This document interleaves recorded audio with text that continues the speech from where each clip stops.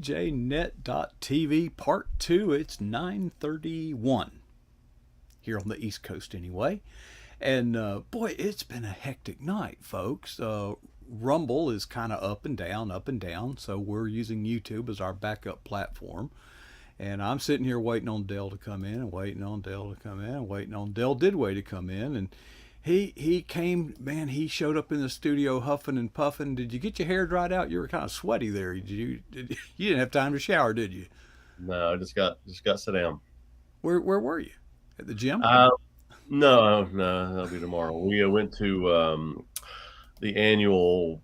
Our local county Republican Party has their annual Lincoln Day dinner, and so we were at that. And I'm on the been on the Central Committee for I don't know 25 years or so, and then they invited Angie to speak on a pro-life initiative that's going on in the state of Ohio, a constitutional amendment. So she was spoke for about 10 or 15 minutes there. We have one of the bigger ones in the state as far as Lincoln Day dinners go. Ours is very, very well attended. Even though we're in a little small county in southern Ohio, Poor County, it's still one of the probably top 5 dinners in the state. So we had the Attorney General was on hand to speak, and a few other dignitaries. So it's always fun to be at. And I had to bail a little early. So well, Dale, we're proud of you, but we're also proud of your wife for speaking up. And yeah, there's a lot going on. Wait a minute. Let me see that coffee mug again, Dale. You have a new one. My favorite one so far. A little slant on it. It's the Pisa, Leaning Tower of Pisa, and it leans. Oh, and the handle is pushing back to straight. Yeah. I keep spilling coffee out of it because it's leaning, but yeah, do you have to lean the other way to? Yeah. But Angie's she's been an officer in a local county Right to Life chapter. We've attended some legislative days at State House and things like that. So always fun to support and shoot support. You're a champ, Dale. We appreciate it. And now you picked up that mug in your recent trip to Italy, and I found out while we were off the air, I've actually been to the Leaning Tower of Pisa. Well, however you pronounce it, you know. Yep.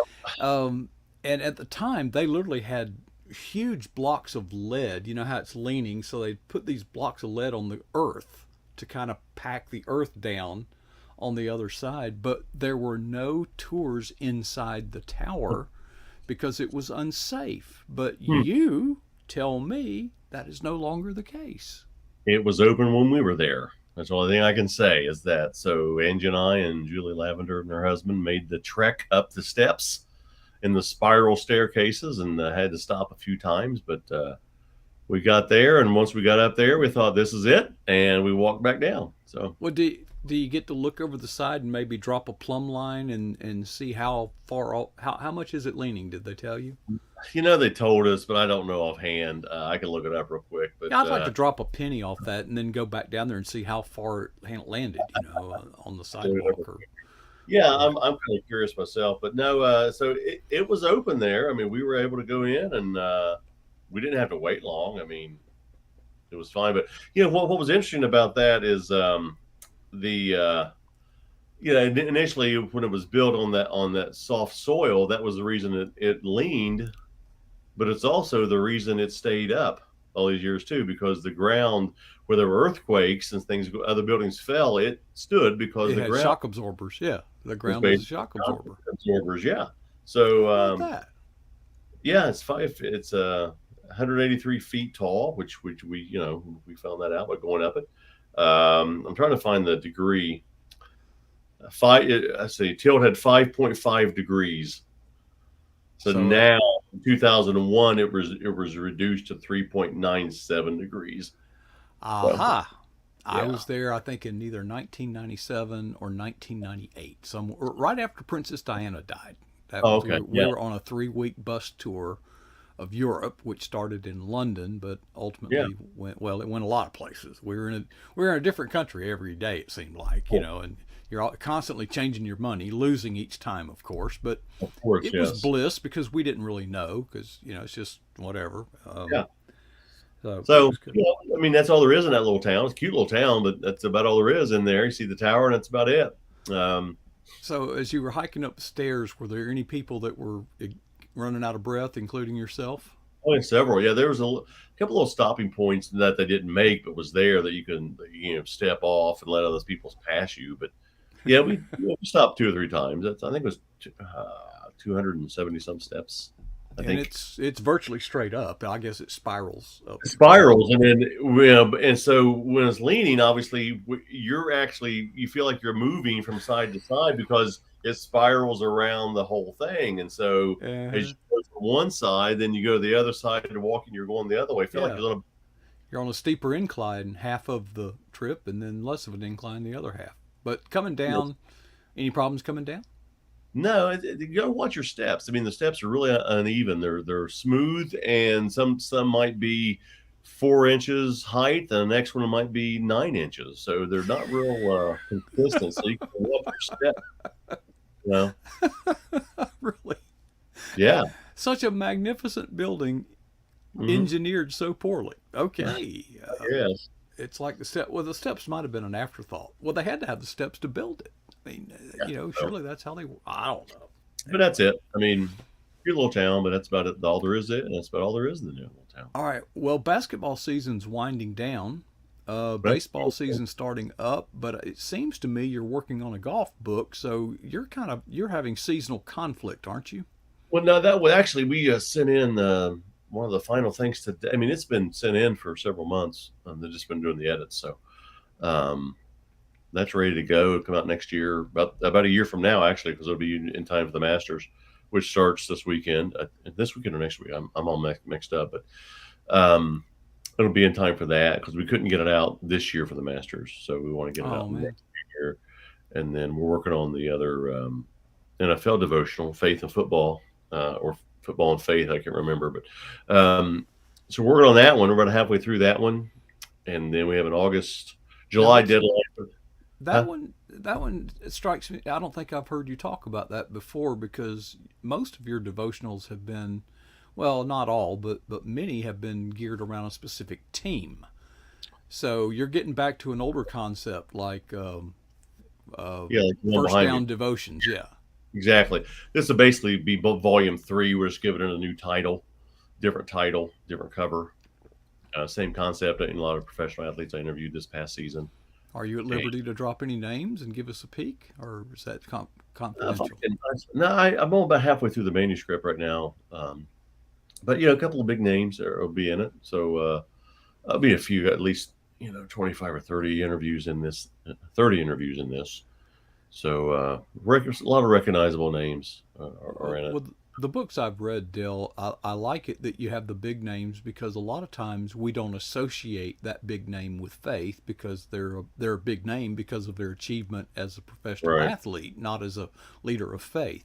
So I certainly appreciate those, but to tell you the truth, I have more of an appreciation for the names I don't know Yeah. because it really makes me proud to know you and proud of you that you don't just sell out to the big names to sell books. You reach out to people that we otherwise wouldn't know in the as a professional athlete, perhaps. Well, some of the bigger names are really hard to get to. I mean, I can get to most of them, but you got to have a plan B. So if I go to the locker room and I want to talk to Patrick Mahomes, and that doesn't happen, then I've got to, okay, what 2 or 3 other people can I talk to? Which she'll be in it, by the way. So you can't get to some of these guys all the time, and they're guarded. They're very well guarded. And I got one shot at them, 1 or 2 shots at them, to get to them. So I either go if it's a big name, um, I'll I will find the media folks before the game up in the press box, introduce myself, give them a card, ask, say, hey, can I get a couple of minutes with such and such after the press conference? Oh, then well, let us see. So I'm kind of laying the groundwork there a little bit. Mm-hmm. And if they win, I got a really good shot. If they lose, you never Uh-huh. know. So Yeah, yeah, there's a they lot to want to do go with home. it. But I try to get with the right folks. If it's a big name, if it's a well recognized name who's a superstar, I try not to catch them off guard because there's a lot of people after those players. So I try to say, and I always tell them, hey, after all the stuff's over, after all the press conferences, after everybody's turning the mics off and the lights off, going to somebody else, you know, can I grab them for 3 or 4 minutes? Mm-hmm. So most of the time they say yes. And it does depend. Like I was supposed to get Tua with Miami, as he's a very outspoken Christian, and that was the game he got knocked out. So I Oh didn't get well. to Hmm. wasn't going to go to the hospital, uh, so they wouldn't let me do that. So I just said, well, Plan B. What other players on the team profess a faith, and that's where you do your research and you find out what two or three other players can. I got the Chase Edmonds, great story. He doesn't play for Miami anymore, but I got him while he was there Uh-huh. this past season. Had a great conversation. Levi Wallace with the Steelers, Deontay Johnson with the Steelers. These guys are very outspoken, say the right things too. I mean, they just don't say it to say it. Right. They tell me stories because I like to. I don't know, test them. I don't test them, but I ask them what their favorite verse is, and most of the time they can whip it off. Yeah. Then you get, or their favorite story, their favorite account in the Bible. I don't say story because they're true, but their Yeah. favorite account in the Bible, and they'll tell me, and so I kind of like that. They talk about it in great length. Chase Edmonds went on and on and on about the story of Job. He loves that story. Told me things I didn't remember, but so that's the fun part of it. And Jalen Ramsey was with he was with the Rams, the world champion Rams. I think he might be coming to Cincinnati. I'm not sure. So Who is the guy? The NFL. I mean, he's a big name, and he always, when they say who you for, then he'll put on the hat. What's his name? Doggone it! He's an FSU yeah, alumnus. Lee Corso. He's Lee on Corso. Thank you. college Okay. game day. Well, I really put him on the spot. I wasn't there in the capacity of the press, but he was doing a little thing, and he opened it up for questions. And I kept, and he was, he's a good speaker. But Yeah. I gave him, I teed it up for him, and he missed it because I wanted to give him the opportunity to give thanks to someone else for his success. Okay. And I was the last question, and I said, or who or what would you have to owe your success to as mentoring and I didn't use the word discipling, but I was trying to give him well, he didn't. He was actually taken. He was kind of speechless, and he made up some lame answer. Yeah. But there's ways as an interviewer that you can tee it up, like you just mentioned. Now, I also, Dell, I have to do this. I have to tip my hat to you What? because in a couple of weeks, I'll be in Michigan at a Christian Creatives Conference teaching a class on interviews, There you go. interviewing. And I am incorporating into my curriculum. That's a new word, curriculum. Something I learned from you because I was filming a class that you taught on how to interview the big names. Right. And you said you've got to be professional and divorce yourself from any admiration you have personally for them and not act like a fan. I've seen that happen a lot of times, and it turns the interviewee off completely. If you go and act like a fan, they Yeah. will just look at you like, what in the world? If you ask them legitimate questions and kind of act like you're just here doing your job, man. Hmm. Uh, Well, I've only acted like a fan once, so that was with Roger Staubach, so that was fine. well, it's sort of like it's been attributed to Bear Bryant. I don't know who Yeah. actually said it, but if you score a touchdown, find the nearest referee, hand them the ball, try to act like it's not the first time you've ever done this. Now, I tell them now if I really like the player and I am a fan, what I tell them, and this really goes over well, is, hey, I really admired your work or your profession, your craft on the field. Really admire your. I really look up to your work ethic, things like that. They take that better than, hey, big fan. Yeah. No, Well, and if you can include some specificity, yeah, yeah, yeah. I had someone call me up to pay me a compliment on how well I did in an interview. Yeah. And and of course I thanked them, but then I said, "Well, what makes you say that? What did I say that resonated?" And of course the answer was they didn't know. Yeah. So that kind of watered down just how sincere that compliment was. So, and when you write thank you cards, which we do here, by the way, at pjnet.tv, you can write a thank you card, but you need to include specificity. Don't just say thank you. Say, I really appreciate, and then let them know it's to them, you know? Yeah, because if you say, "Hey, love that big play you made," they may come back and say, "Well, what'd you like about it?" So be careful when you're trying to butter up somebody because they may come back to bite you. I always just say, "Hey, I enjoyed covering you over my career. Really appreciated your work ethic." But I don't. But again, biggest advice I give: just ask your question, shut your mouth, and let them answer. Let them talk, That's and what you're stop supposed to rambling, do. and stop editorializing, and stop. It takes some of these, and I like Fox News. It takes some of these guys, 3 to 4 minutes to ask the question. I know. Yeah. It drives me nuts. They have to editorialize first. Ask your question. Hey, what Yeah. color is the sky? And Yeah. sit back and let them answer. Yeah. Okay. Watch the steam come out of Dale's ear. Yeah. It's Hey, can just, I but ask you a question? I see the, yeah, really. What are you there for? And I love Mark Levin. I love his insight, but he always will sit there with his pencil and say, "Well, let me ask you this. Well, it's your show. What do you have to, it's, and don't have to preface it. You're there interviewing. So don't you have to preface your question with, let me ask you a question. That's just stupidity. Take command. You're in the driver's seat. Yeah. Drive. Let me ask you a question. Well, Yeah. what are they there for? Golly. I knew I'd set him off, folks. I Uh, knew it.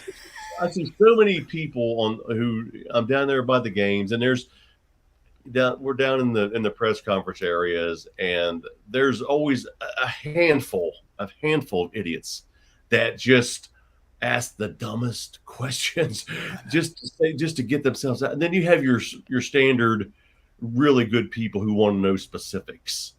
What was why did you make this, what did you call this play in this certain situation? And then they'll tell you, or, "Hey coach, I noticed this happened. What was your reaction? How did you offset that?" Right. And they appreciate that stuff It's that instead of, specificity. You've done your yeah. homework. Yeah. When you ask questions, so what was going through your mind? What's it mean to win this game? I mean, that's the Oh yeah.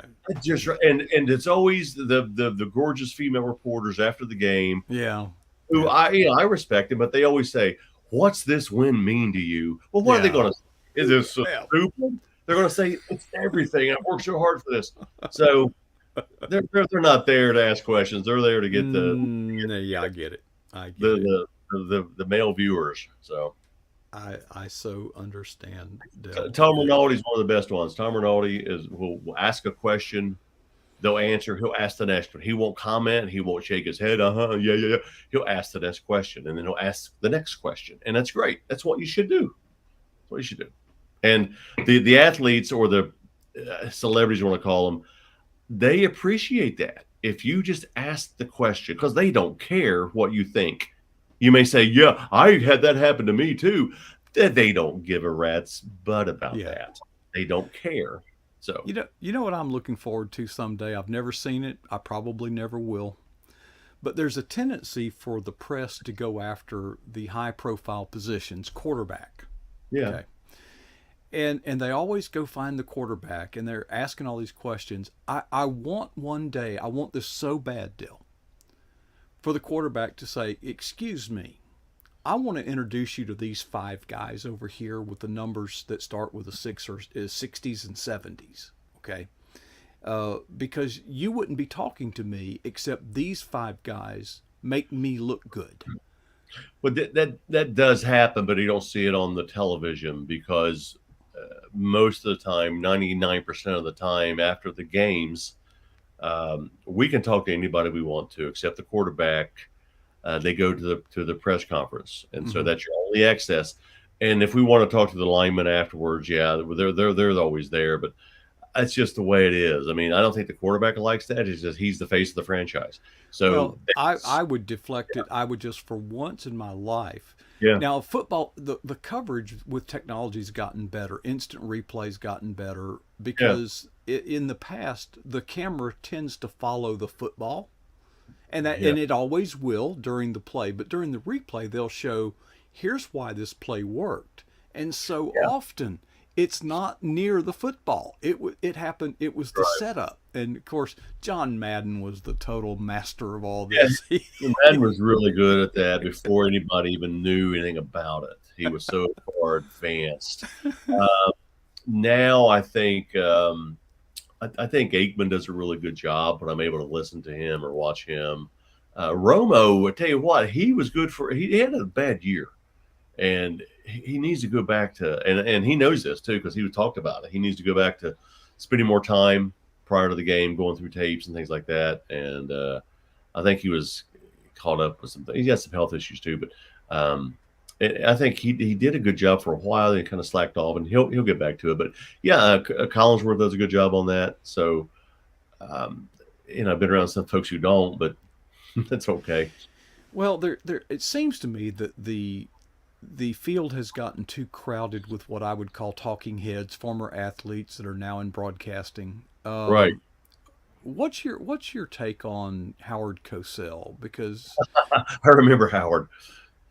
he Yeah, did I he was. ever play football or anything He at never all? played anything. He never Howard played. never I played anything. go In figure. fact, his book, "I Never Played the Game," was a New Oh, York Times bestseller, and he talked about that. He never played the game. He was always kind of the little scrawny nerd.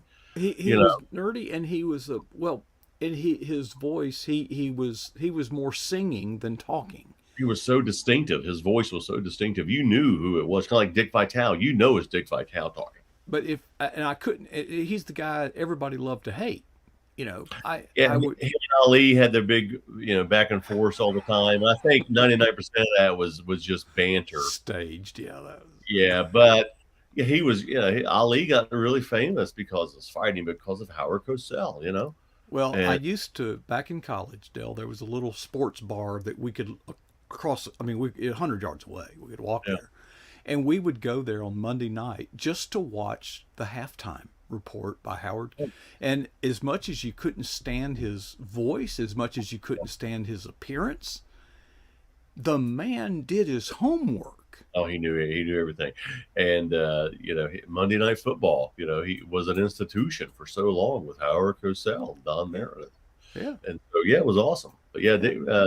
a lot of folks don't remember Howard Cosell, but what a you either loved him or hated him. His voice would either be so annoying, and then he did the Wide World of Sports with Mm-hmm. Howard Cosell, and one of the true pioneers of the game. But yeah, there's so many more. They are talking heads now. They are, here probably not this year, but next year, Tom Brady will come into the booth, and I don't think it'll be this year. I don't think. I think it'll be next year in 2020.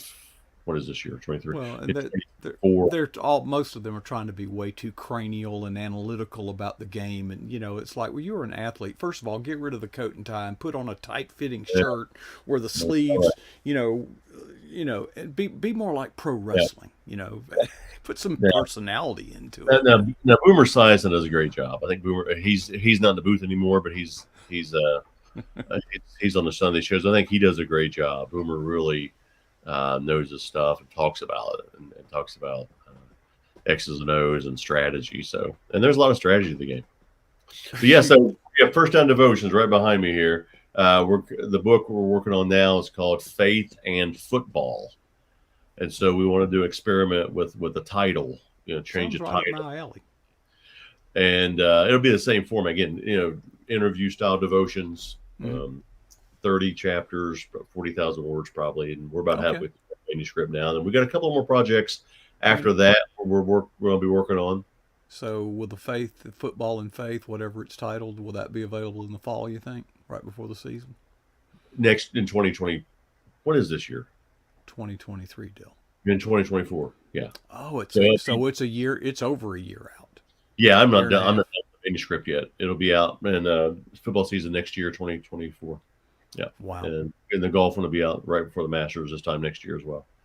Well, you've been working hard, but the end product is it's almost over the horizon. But you got to put those seeds out there and let Yep. them. And so we're going to be starting a couple other projects, working on with another author. Probably after I hit my deadline, we'll start on another one. And Okay. you really got to be getting going. You got to be going forward, man. If you don't go forward, you're not going.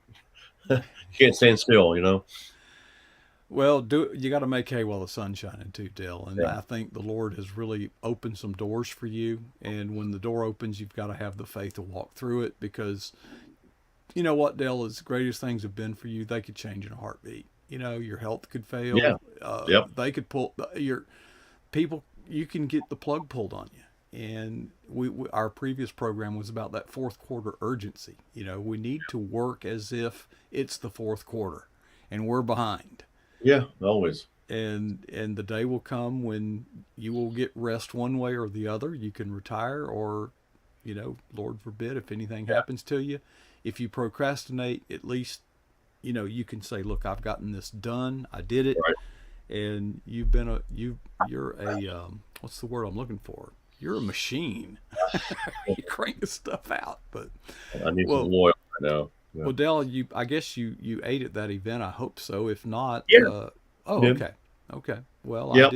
I didn't want to keep you up late. I see it's about 10 o'clock. But Dell, it's always fun talking to you, brother. And I tip my hat to you. I will be sharing some wisdom that I got from your Awesome. class with other Christian creatives in the class that I'm teaching. That's And awesome. you have been a real beacon and a real encouragement to me personally, and I appreciate you and sharing here on pjnet.tv. I always look forward to it. Thanks for All everybody right. being out there as All right. well. Appreciate it. That was Dell Didway. And gosh, he's just a fun guy to talk to. And he's been around. He's been around the world at this point, been to Italy now, and probably, he was going to Japan. He's just the world's most interesting guy. Great to have him here on our program. That will wrap it up for tonight. Gosh, do I have stuff to do tonight. Oh man, I can't. I'm tired already, but I just can't wait to get into it. Are you that enthused about your ministry?